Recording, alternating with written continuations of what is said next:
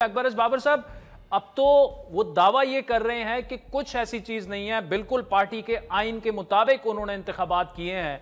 अब आपका मजीद क्या गिला क्या है, क्या पॉइंट्स हैं जिसके मुताबिक आप एक दफा फिर इलेक्शन कमीशन में चले गए? बहुत बहुत शुक्रिया आदिल, आपने दोबारा अपने प्रोग्राम में लिया। ये जो दावा करते हैं ये हर दफ़ा यही दावा करते हैं, और अब ये कोई हैबिचुअल हो गए हैं बेचारे के, हर दफ़ा वही काम बार बार करते हैं। वो आइंस्टाइन की एक कहावत है कि वही काम बार बार उसी तरह करो और डिफरेंट रिजल्ट्स एक्सपेक्ट करो, तो ये इंसानिटी है, पागलपन है। तो मुझे अफसोस से कहना पड़ता है कि ये भी वही काम बार बार उसी तरह करते हैं, जैसे कि नतीजे सवाए बलूचिस्तान के बाकी हर जगह वही नतीजे फिर दोबारा आ गए। इस दफ़ा इन्होंने एक डेमोक्रेसी का टच देना था, तो 8.5 लाख जो टोटल मेंबर्स जो उन्होंने खुद डिक्लेयर किए सुप्रीम कोर्ट में, उनमें से 940 ने को मौका मिला कि वो वोट डाले, यानी 0.011%, यानी 0.011% जो पीटीआई के मेंबर्स थे उनको मौका मिला इस इलेक्शन में हिस्सा लेने का।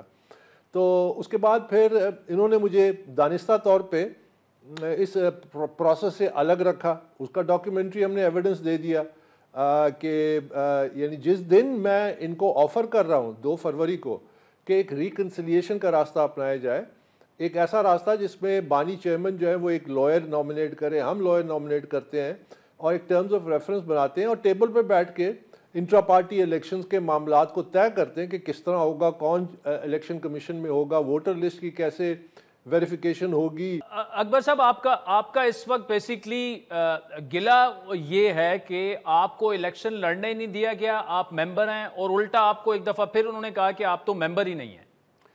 देखिए, ये तो एक है ना, इसके अलावा और भी बहुत सारे हैं। मसलन इंट्रा पार्टी इलेक्शन का मामला जो था ये सुप्रीम कोर्ट तक गया।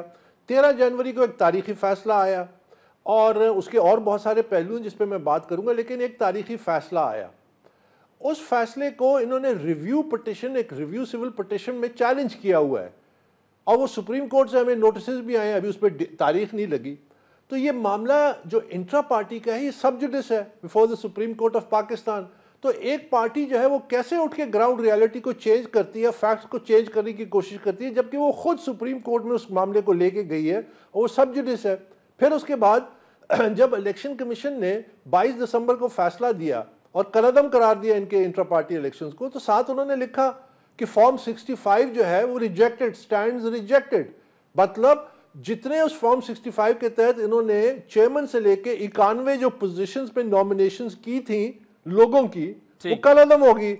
इसका मतलब क्या है? इसका मतलब है कि पीटीआई की जो लीडरशिप है वो कलअदम है, वो खुद साख्ता है जो उस वक्त दावे करते हैं, और उस फैसले की तौसीक सुप्रीम कोर्ट ने कर दी। तो एक ऐसी क़यादत जो खुद कलअदम है, खुद साख्ता है, वो कैसे ये बड़े फैसले कर सकती है? वो कैसे सुन्नी इत्तेहाद काउंसिल से माहिदा भी कर सकती है? देखिए, फिर उसके बाद मैंने तो ये भी डिमांड की है कि अब इनफ इज इनफ। इन्होंने 3-4 दफा ये काम किया है और ये अब क्रॉनिक वो डिलिंक्वेंट्स हो गए हैं, इनके खिलाफ अब कार्रवाई की जाए। मसलन हमने डिमांड की है कि ये जो पीटीआई के बैंक अकाउंट्स हैं इनको फ्रीज किया जाए जब तक ये legitimate, legal, lawful intra party election नहीं करते। क्यों? क्योंकि उसका मिसयूज का खतरा है। कौन लोग उसको यूज कर रहे हैं? ये तो कलअदम है, इनके पास तो लीगली कोई पोजीशन नहीं है। फिर उसके अलावा जो मेंबरान जो खुद bye their own account signed, उन्होंने एफिडेविट्स दिए इलेक्शन कमीशन में कि वो सुन्नी तहरीक काउंसिल के मेंबर बन चुके हैं, तो वो इलेक्शन एक्ट के तहत जो कहता है कि आप एक वक्त में एक सियासी जमात के मेंबर हो सकते हैं, वो ऑटोमेटिकली उनकी पीटीआई मेंबरशिप खत्म हो गई है। तो हम कहते हैं वो भी डिक्लेरेशन दें कि वो अब मेंबर नहीं है। वो कैसे पीटीआई के वसाइल इस्तेमाल करते हैं, वो कैसे पीटीआई के मरकजी दफ्तर में बैठ के प्रेस कॉन्फ्रेंसेस करते हैं। और फिर उसके अलावा देखिए, ये जो एक बड़ा सीरियस है ये नेचर कि ये कलअदम की आदत है, ये सारे काम जो हो रहे हैं ये इलीगल है।